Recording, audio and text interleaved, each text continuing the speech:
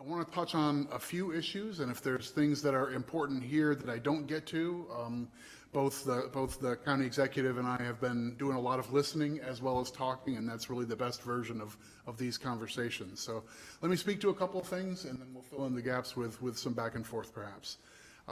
I'll try and focus on stuff that's still open rather than just looking backwards at last legislative session.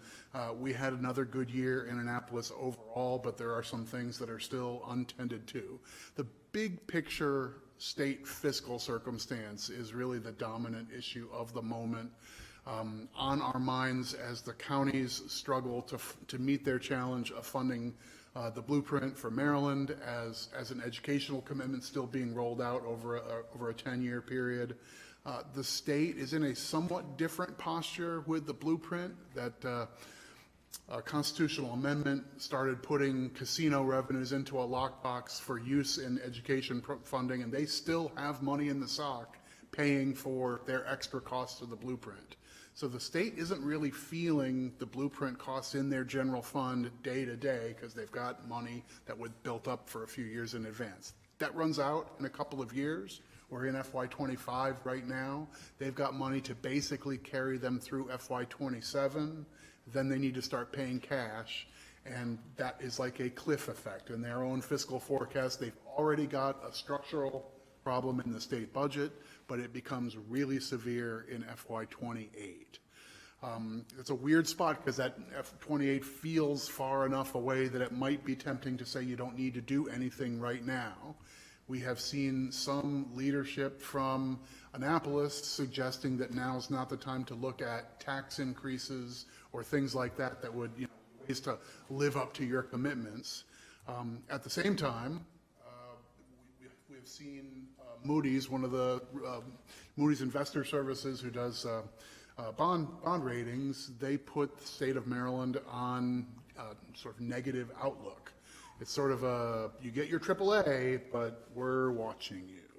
And that's the innuendo that comes in that process for creditworthiness of an entity that's always been very top tier. Maryland is always considered a very good credit risk. That means we borrow money, the state of money can borrow money at low rates. Our counties, generally speaking, are considered good credit risks. We have probably the highest density of AAA ratings in the entire United States. I'm comfortable saying that's the case. So that's one of those things that could get folks looking at the fiscal circumstance. What do you do about it? Do you find revenues to live up to promises that you've made? Do you make adjustments in the big picture budget in just general growth of agencies and year-to-year spending? Or do you look at the biggest commitment and the biggest number mover on the table, and that's the blueprint? I think potentially any of those are on the table. When we were at the MACo conference, Governor Moore used the phrase, everything needs to be on the table, although he says he's very reluctant. The hot bar is very high to find new revenues. But does that mean that the blueprint gets a look over in the year ahead? I think it's at least conceivable. Some of the writing is on the wall there. I don't think anyone should set their sights on the state abandoning the core principles of let's reach a higher tier of expectations and outcomes for our kids. It's more a matter of how do we get from here to there in a way that's sustainable and achievable. I know counties, including yours, have already been struggling to meet your numbers, and you look a few years out and say that's going to be a real challenge. That's happening place by place across the state, but that conversation looks similar in most places. The state can see from here to there as well, and we also can see that some of the early pieces of that phase-in have not gone according to plan. We wanted to provide a lot more seats for pre-kindergarten for 3- and 4-year-olds, starting with relatively poor families and working our way up. But the army of private providers switching from daycare to fully certified educators hasn't materialized in the way that the Kerwin Commission envisioned would happen. We've seen a giant shock in student enrollment as a result of a pandemic and afterward, and some places have caught up more rapidly than others, but that has certainly changed the game. The labor market in education and elsewhere is a very different one than the Kerwin Commission sitting down in 2017 and 28 was cooking up. So we've had some tectonic shifts in these first few years. We've got challenges with dual enrollment, and we've got challenges with special education, and a number of these facets that are supposed to come together, I think, are getting more attention on the nuts and bolts level. And what we're seeing in a number of counties also is the vision of here is the blueprint and this is what we should be spending money on in our school systems almost suggests, well, we should shed other things. And in many jurisdictions, that's turned into, well, we have a very successful and popular teacher mentoring program, or gifted and talented program, or we like to have band or football, or we want to have this teacher-student ratio and so forth. And if those things go by the wayside as sacrifices to invest in just the blueprint, we'll end up with a discord between parent and community expectations and the sort of written on paper goals of the program. So that's a quick run through of sort of the biggest challenge that sits before the state in the year or two ahead, particularly as it lands between state and local governments, what to do on that front. Governor says he's open to a look. He made an interesting analogy saying, think of the most monumental and successful government programs of the last generations, like Social Security. They didn't pass Social Security and leave it completely untouched for decades and decades. There have been 12 major overhauls to Social Security over the years. Still considered a great success and a landmark program, but it needed touch-ups along the way. So the idea of a few years in, maybe the blueprint needs a touch-up, that's the kind of language that suggests we're open to doing something. I don't know whether it'll be an administration bill or just a broader conversation as part of the budget balancing process, but that kind of stuff has to be on the table. They've got to do something on that front. I will tell you from county government's perspective, when the state has been crunched on their budget, sometimes we feel that in county pockets. And your longtime county engineer, now county administrator, has been through several cycles of losing highway user revenues back in 2009, and a few years later, before there was Kerwin, there was the Thornton program, and that ramped up state spending for schools.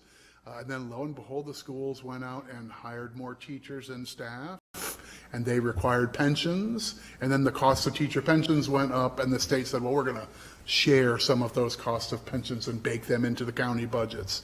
Those sort of things have happened, sometimes in small scales where we fight a $40 million fight across the state, or sometimes it's a $280 million fight like teacher pensions. I don't know what's on tap for us, but we may have the years ahead, maybe a nickel and diming and fighting little fights like that sort of stuff on the fiscal front. We've had a couple years without having to fight that sort of thing, that we might be shifting gears a bit. I'll mention a couple of non-fiscal things because I think they're generally interesting, and I don't think we're out of the woods on them. A lot of conversation this past legislative session about housing policy.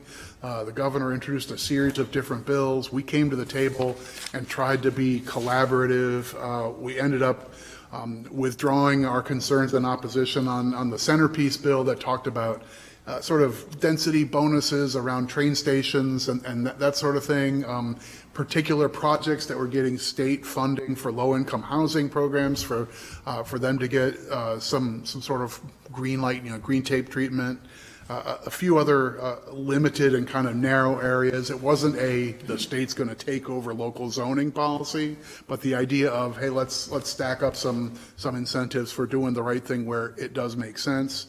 I think we got to a good place on that. I'm not sure the debate over housing policy is over, either nationally or at the state level, but I think we've shown that we could come to the table and be productive, which is useful on an issue that is challenging. Matters of sort of local guidance and autonomy can be especially challenging for us. On a similar front, we're not out of the woods at all with pressure for solar development and clean energy. We know the state has ambitious goals to get an awful lot of the energy distributed to Maryland customers through clean sources. And solar specifically has its own channel and goal. You can't really pipe solar from Nevada to Maryland. It just doesn't make sense. You lose too much in transition. It's got to come from transmission. So it's got to come from close by.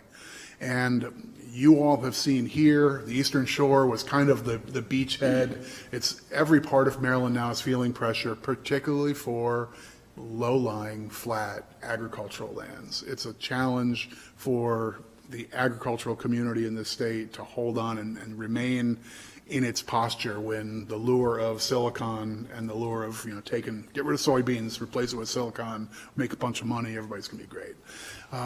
So we have a challenge on that front to the extent that for the most part zoning has been a local matter in Maryland and in most of the United States. Energy policy is a little bit different. The state stepped in and said, well, when we're doing a big power plant, we can't leave that to local governments, and nobody wants a big coal burning plant, that sort of thing. So we'll have our own siting process for that. All those laws have been picked up and applied to a solar field. And so you've mostly been preempted for guiding to say yes or no, or putting limitations on big solar development. We'd like to find some compromise to keep the trains on the track, but maybe have some incentive that for a jurisdiction that says, yes, here's a corridor, let's put solar here, then you get the ability or some resources to maybe do some preservations or easements so you don't end up with solar absolutely everywhere along every pipeline.